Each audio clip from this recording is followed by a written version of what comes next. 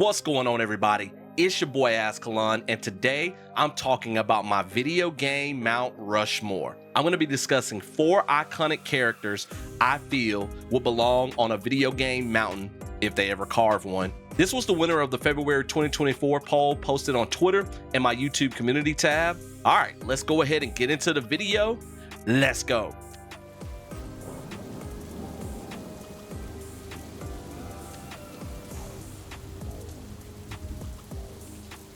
All right, I'm a teacher, so I got to take a moment to explain what Mount Rushmore is. Mount Rushmore is a colossal sculpture carved into the granite face of Mount Rushmore. It is a national memorial sculpture featuring 60-foot tall heads of 4 United States presidents: George Washington, Thomas Jefferson, Theodore Roosevelt, and Abraham Lincoln. So with this video, I'm pretending that a Mount Rushmore is being created, but with video game characters. I'm not choosing these 4 iconic characters based on whether or not I like them, but based on the ones I feel that are popular and have been influential in the video game industry for a good amount of time. I love the Mass Effect series, and Commander Shepard is one of my favorite video game characters of all time, but the canon Shepard does not belong on a video game Mount Rushmore. I mean, he's only been in 3 games. I'm going to mention my first 3 characters in order of importance, and then I'm going to mention some honorable mentions that missed out on the cut, also in order of importance, and then I'm going to reveal my final pick.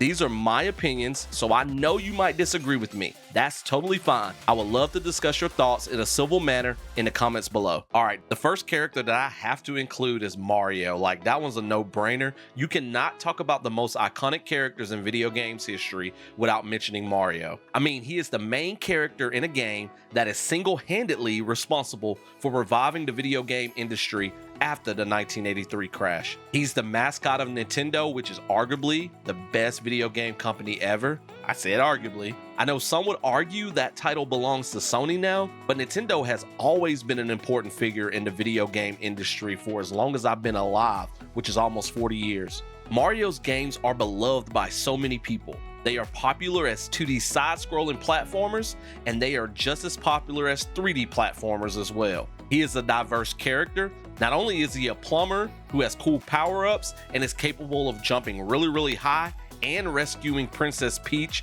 from the evil Bowser in nearly every one of his games, but he is also a doctor, a boxing referee, an RPG character on par with D&D characters, an athlete excelling in Olympic sports, tennis, golf, baseball, kart racing, and soccer. He is also a platform fighter and a host of cool parties where he and his guests play board games and minigames. His reach extends beyond video games and into books, animated media with TV shows, and a recent movie, a live-action movie that was horrible but I watched a million times as a kid, and he has appeared in a variety of merchandise such as clothing, Lego sets, and other collectible items. He's a pop culture icon. He holds multiple Guinness World Records, and at one point he was more recognizable than Mickey Mouse. He might still be. Mario, with his big nose, mustache, red shirt and hat, and blue overalls, belong on a video game Mount Rushmore. I'm sure we all can agree with that. My second pick had to go to Sonic. That blue hedgehog is so cool, and he was the one video game character that pulled me away from Mario games for a very long time. If you were alive in the late 80s and early 90s, you got to experience the best console war of all time between Nintendo and Sega.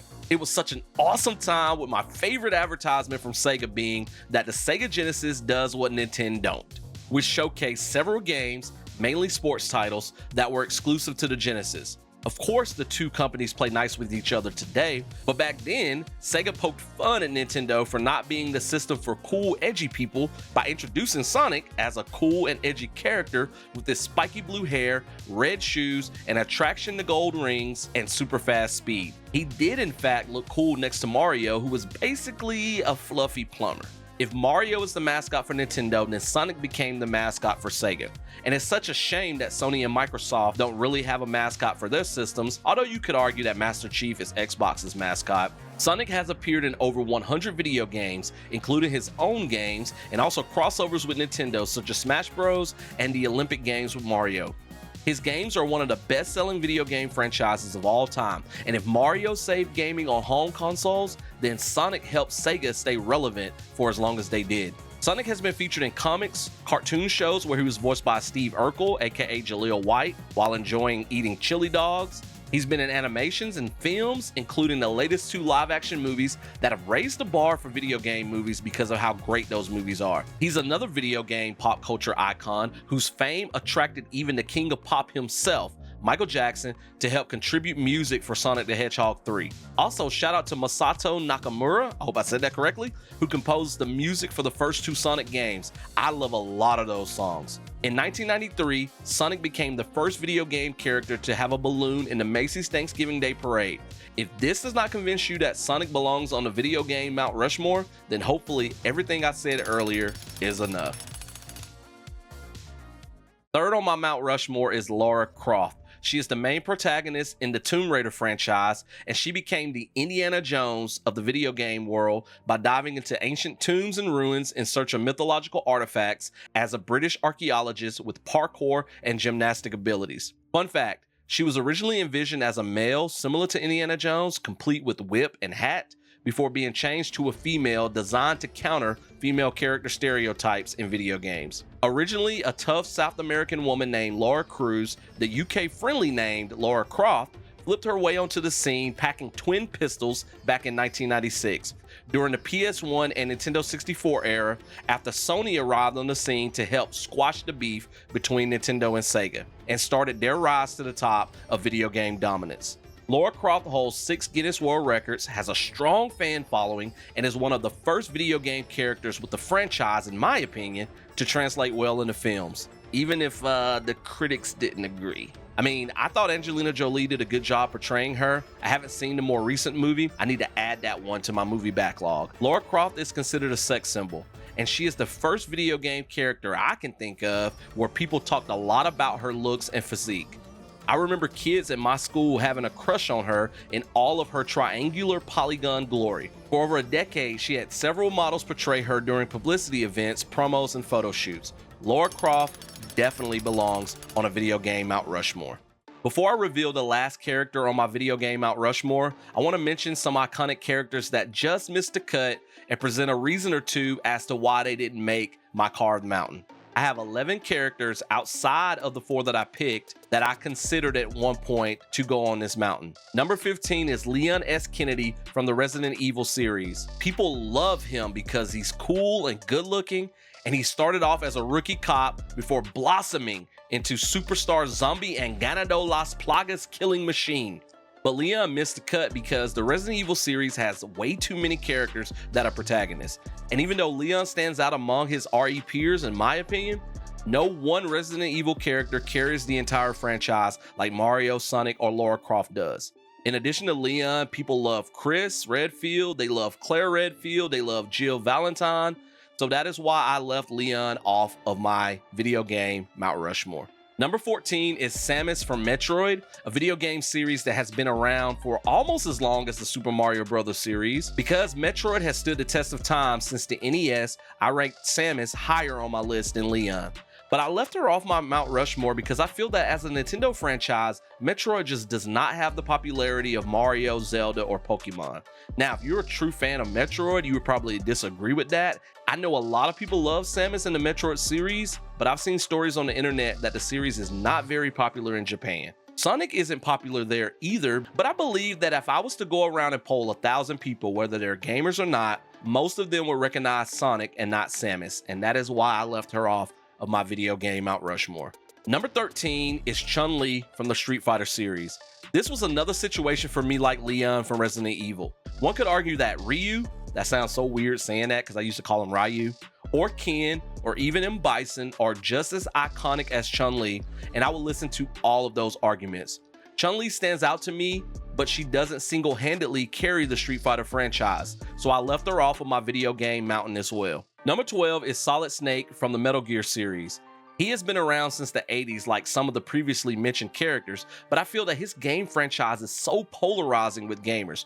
You're either a fan of the games and Hideo Kojima's vision, or you hate the games and Kojima. There seems to be no in between among gamers from my perspective. That is the reason why you will not see Solid Snake's face on my Mount Rushmore. Number 11 is Cloud Strife from the Final Fantasy series. Like Leon S. Kennedy, Cloud oozes coolness and good looks as a video game character. Here's a bit of a hot take from me, but I feel that Lightning from Final Fantasy 13 is a very similar character to Cloud. People love Cloud, but they hate Lightning, and I don't fully understand why. I'm sure some people are going to tell me in the comments. Anyways, Final Fantasy is another series that has multiple protagonists. In fact, the franchise essentially has a different protagonist each game. Cloud is cool and all and has appeared in media outside of Final Fantasy VII, but he is another cool character not to make my list no matter how beloved his Final Fantasy game is. Mega Man, aka Rockman, is my number 10. The Mega Man games are legendary, and I feel that a lot of people know who the Blue Bomber is. However, I left Mega Man off of my Mount Rushmore because I feel that his franchise kinda fell off beginning in the early 2000s, making Mega Man not as popular of a video game character as he was in the late 80s and the 90s. For that reason, I left him off of my Mount Rushmore. Number 9 is Steve from Minecraft. Some of my older viewers may scoff at that pick, but there's no denying the impact that Minecraft has had on the video game industry. The game is vastly popular, as evident by the fact that it is the best-selling video game of all time with over 300 million copies sold. Despite this, I left Steve off of my list because I don't think he's known to people who don't play Minecraft. I think people would recognize his character model if they saw it, and obviously they would say, that dude is from Minecraft. But I bet they wouldn't know he has a name and that he's the closest thing to a protagonist that sandbox game has. Number 8 is Pac-Man. I think this is the first character I left off my mountain that people may have a problem with. I know that most people will recognize Pac-Man and that he is one of the video game OGs. I know that he is credited as the first video game mascot and the first to receive merchandise. So why is he not on my Mount Rushmore, and why is he at number 8? I feel that Pac-Man's popularity has wavered too much over the years. Sure, there's media and merchandise out there to keep Pac-Man relevant, but I feel that there is no rush to play Pac-Man games except for nostalgic purposes. Pac-Man is a perfect representation of 1980s pop culture, and I feel that in a lot of ways, he is stuck there in the past and not on my Mount Rushmore. Number 7 is Master Chief from the Halo series. Some people may argue that the newer Halo games are not as good as the first 3, and I can't agree or disagree because my only Halo experience involves playing the heck out of the multiplayer in the first 2 games with buddies of mine back in the day. But no matter how you feel about the Halo games, Master Chief is Xbox mascot, although you could make a case for Marcus Phoenix from Gears of War. And Master Chief helped Xbox become relevant in the gaming world. PlayStation was dominating when Halo Combat Evolved came out, and they are still dominating. However, Master Chief caused gamers to buy an original Xbox, and his game helped modernize the FPS genre. Without Halo, we wouldn't have FPS franchises like Call of Duty.